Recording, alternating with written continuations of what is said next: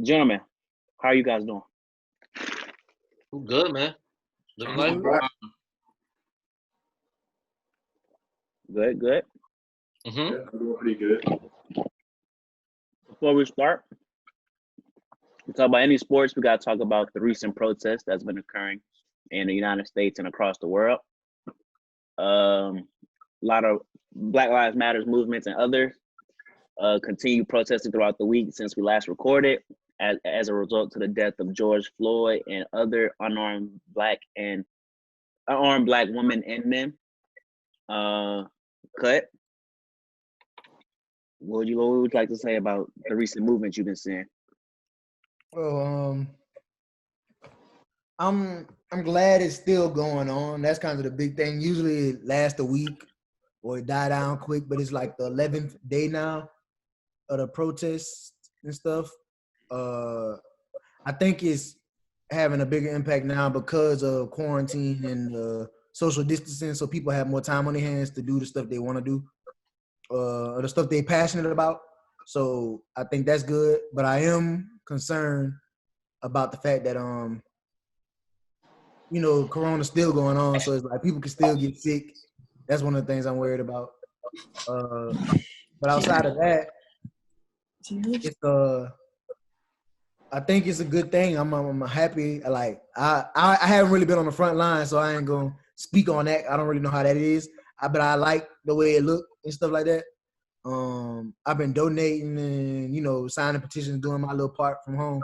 But I'm glad to see it got momentum because it's like this stuff been going on forever. And I don't know about y'all, but I've been in like situations where it could have went left like that, or I could have got killed. So it's like you start to like reflect back and you be like, oh man, that could have been me. I was in a similar situation with guns drawn on me and stuff like that. So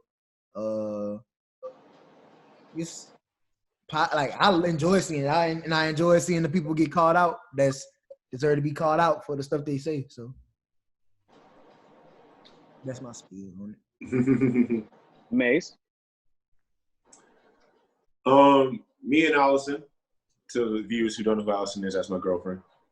We're getting our tickets to go to Baltimore, my hometown, and we're going to the March on Washington 2020. So, I mean, I feel like that sums up how I feel. I've been in the house, I've been donating mostly, but I feel like that's going to be a monumental historic event. I mean, it is. I'm not going to call it a sequel like it's a movie, but it is the follow-up of the original March on Washington, which was in '63. And yeah, man, we all know this stuff is very important. As Derek said, we have kept the momentum going, and I like that. I think that's my favorite part of what's been going on recently with obviously what kickstarted it obviously was George Floyd, but along with Breonna Taylor, along with Ahmaud Arbery, I really appreciate the longevity of this, and it needs to keep going. It needs to keep going because certain people will say that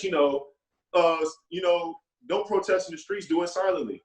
But at the same time, when we did it silently, people didn't listen. Oof. But and things are changing. They went from no arrest, the attorney general saying there's going to be no arrest, to him saying it's going to be third degree and manslaughter for that one guy, Derek Chauvin. And then moved from him upgrading it from third to second degree, and he arrested the other two officers behind the car who had his hand. So it's all doing something. I don't care what nobody who tries to talk down on it says. It's doing something. This is what we want. We need to keep it pushing. And if anyone else is going out there August 28th to March on Washington, I will see you there. Good. One thing I liked about it was how on social media they've been advocating for them to reopen past cases that we thought would never be reopened.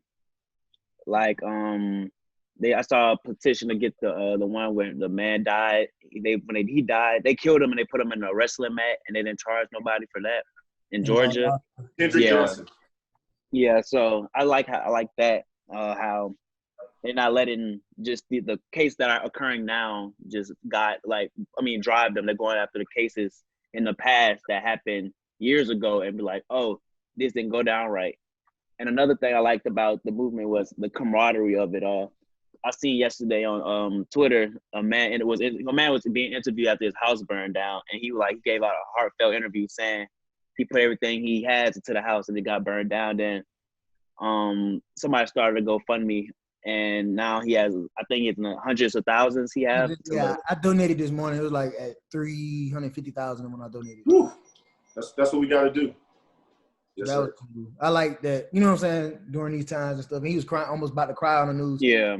I was like, that one kind of was like, okay. I don't usually do the GoFundMe things because I don't be, a lot of times, sometimes they scam and stuff. But now I feel like, you know, something better than nothing. I'm just, you know, I can't give $50,000 like some people, but I could potentially give 50 like Virgil. So. Virgil. Damon, B, Jace, would you like to share any of your thoughts? Jason B on mute, so just let y'all know. I would just like to say, don't forget about Corona. You know, at the time like this, and I believe Derek says it best when we're talking in the group chat and stuff, you still have to be mindful of stuff that can happen. You know, people have lost their parents and grandparents and people near and dear to them. So just be mindful of that while fighting for this cause. In addition to that, just use your platform to whatever way you see best. We're here on the podcast. People have been all over social media, but just do it in a way that you feel portrays you best, and be safe while doing it. B? Y'all basically said everything. Jace? I just feel like this movement, well, not really much of the movement, but like the protests and the stuff like that, it shows how bad police brutality is, because people at the protests are getting snatched up for no apparent reason, going to jail.